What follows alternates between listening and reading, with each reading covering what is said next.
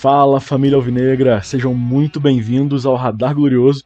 Eu sou o Rafa Carvalho e esse é o seu canal para você ficar por dentro de tudo do Botafogo de futebol e regata. A gente está vivendo uma semana de expectativas para essas oitavas de final, Botafogo e Palmeiras pela Copa do Mundo de Clubes, e eu vou trazer aqui a minha análise daquilo que eu acho que o Botafogo pode fazer, pode aproveitar, também dando uma olhada no que o Botafogo já fez até agora, pra gente saber como o Botafogo pode enfrentar o Palmeiras e quais são os caminhos que a gente tem para esse jogo. Se você não é inscrito no canal ainda, se inscreva, ative as notificações e deixa o seu like, isso ajuda muito a gente a entregar esse vídeo para mais botafoguenses. Se você já é de casa, seja bem-vindo e vamos ao vídeo.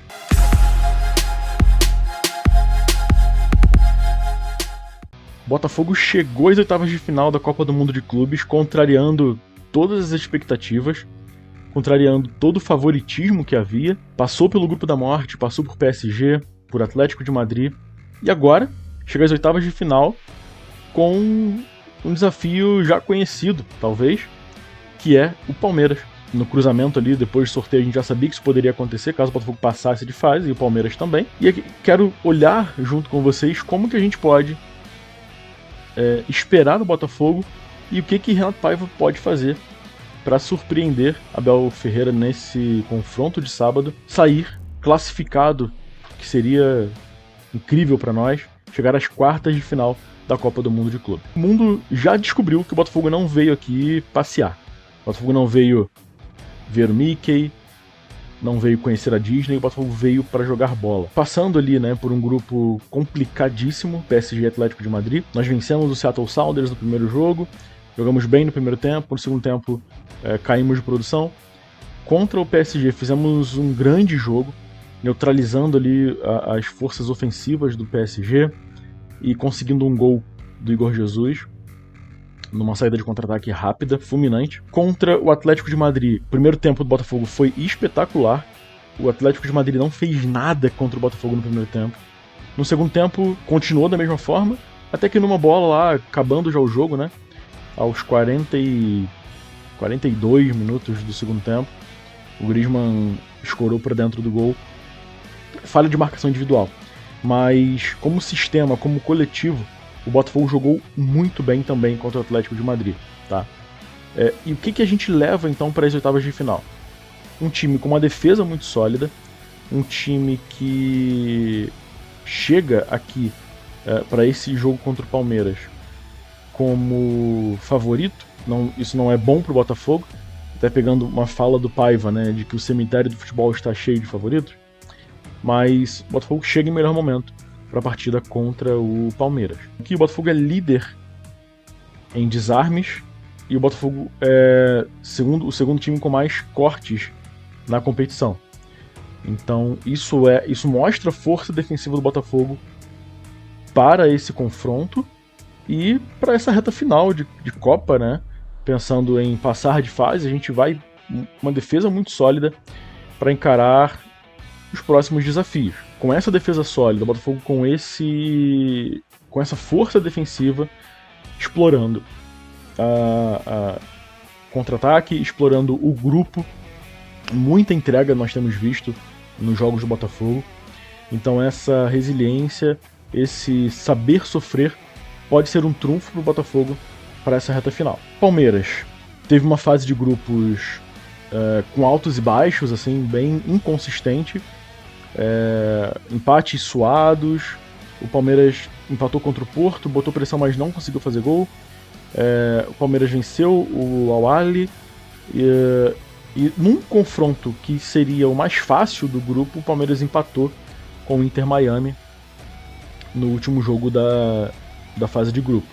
Tem aí uma questão de rivalidade, tem uma questão de uma história recente que está se construindo de confrontos entre Palmeiras e Botafogo.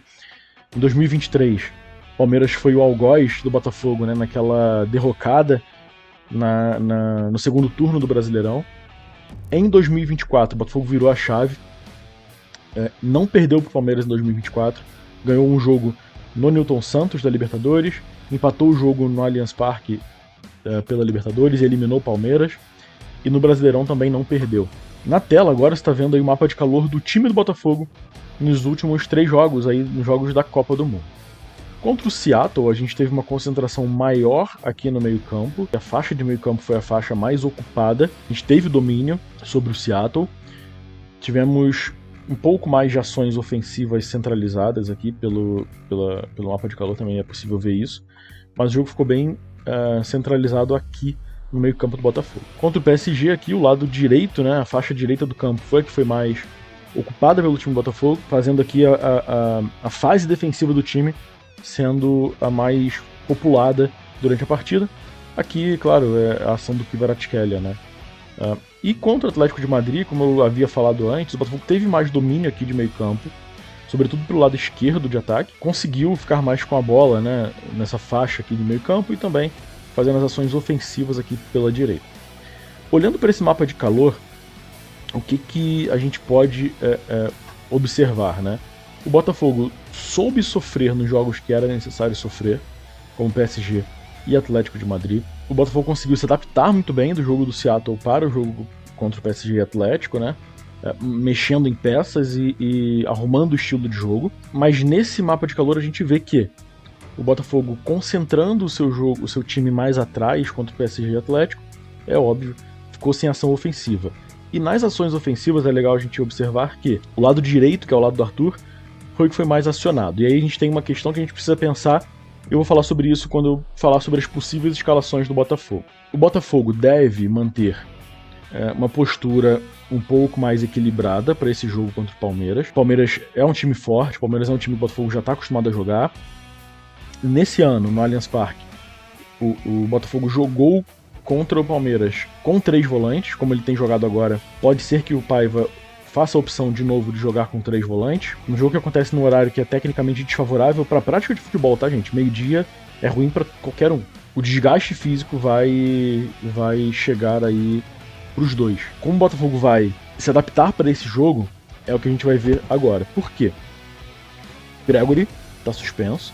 O Gregory não joga essa partida. Sem Pitbull, como a gente vai jogar? Uma primeira escalação provável e possível seria manter o que está fazendo, com John, Jair, Barbosa na zaga, Vitinho e Telles de laterais.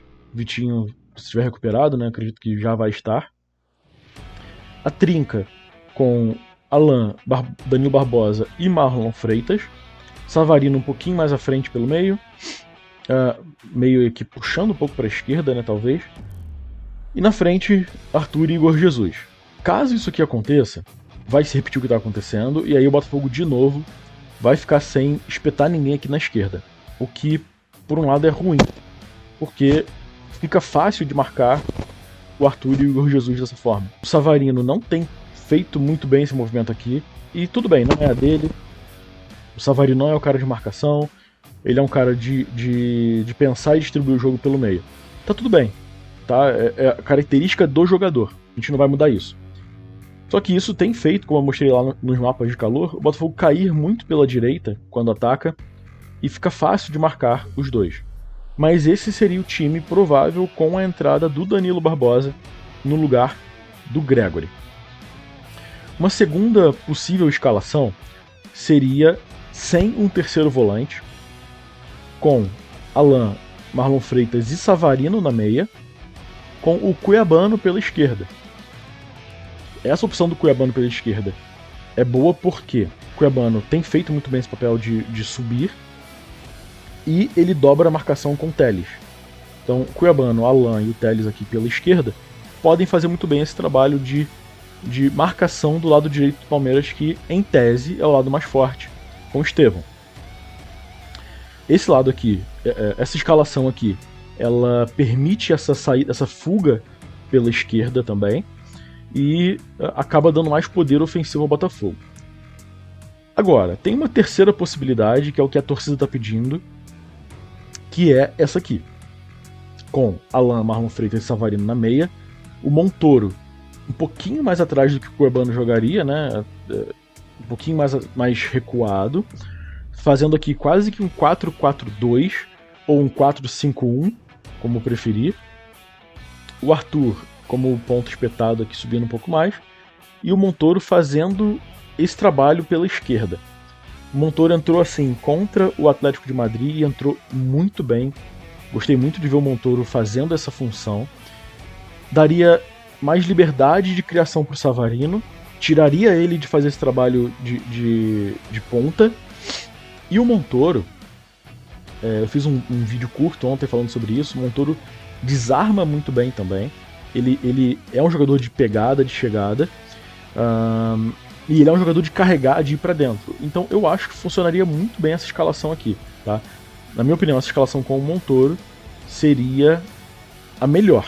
Por quê? O que o Montoro tá fazendo, ele entrou com muita personalidade contra PSG, contra Atlético, e ele tem qualidade técnica, ele tem drible, ele tem criatividade, ele tem visão de jogo, ele consegue furar muito bem as linhas, né? Seja no drible, seja num passe. Então eu acredito, na minha opinião, o Montoro seria a melhor opção para essa partida. Para quê? Pra gente conseguir empurrar o Palmeiras um pouco também, não ficar só refém do jogo do Palmeiras. A gente conseguir impor o nosso jogo. A gente conseguir botar um time em campo que seja capaz de ir para cima do Palmeiras também. Então, na minha opinião, o Montoro seria a melhor escolha fazendo esse trabalho pela meia esquerda. Bom, o Botafogo chega com moral para essa fase, né? Pela campanha que fez. A defesa tomou 2 gols, né? Um gol do Seattle Sounders e um gol encontrado pelo Atlético. Tá tudo bem. O Botafogo fez 3 gols, né? Então o Botafogo tem um saldo de 1 nessa Copa do Mundo. O Botafogo tem tudo para chegar contra o Palmeiras e colocar o seu ritmo de jogo. E não ficar refém daquilo que o Palmeiras pode fazer. Essa é a minha opinião. Aproveitando essa irregularidade do Palmeiras, os vacilos que o Palmeiras deu na fase de grupos, acho que o Botafogo pode e deve se valer disso. Vai ser um jogo tenso, quem não tá tenso já desde agora já tá morto por dentro. Mas eu acho que detalhes vão definir esse jogo e os detalhes começam a partir da escalação. Mas o Botafogo passando pelo Palmeiras, pega o vencedor de Chelsea e Benfica. A chave do Botafogo tem se mostrado acessível e o Botafogo tem tudo para mostrar pro mundo que é gigante. Não é um azarão, não é um time que chegou agora e, meu Deus, quem é o Botafogo? Não, o Botafogo é gigante. É o gigantesco Botafogo de futebol e regata. Conta pra mim, qual o seu palpite para esse jogo Botafogo-Palmeiras? Se você curtiu essa análise que a gente fez sobre esse confronto, sobre o Botafogo, deixa o seu like aqui, é muito importante pra gente. Se inscreva no canal, se você não é inscrito ainda, e ativa as notificações, porque assim você vai receber todos os nossos conteúdos novos e também ajuda a gente a chegar a mais botafoguenses. Obrigado por ter ficado até aqui e vamos lá, pra cima deles. Até a próxima.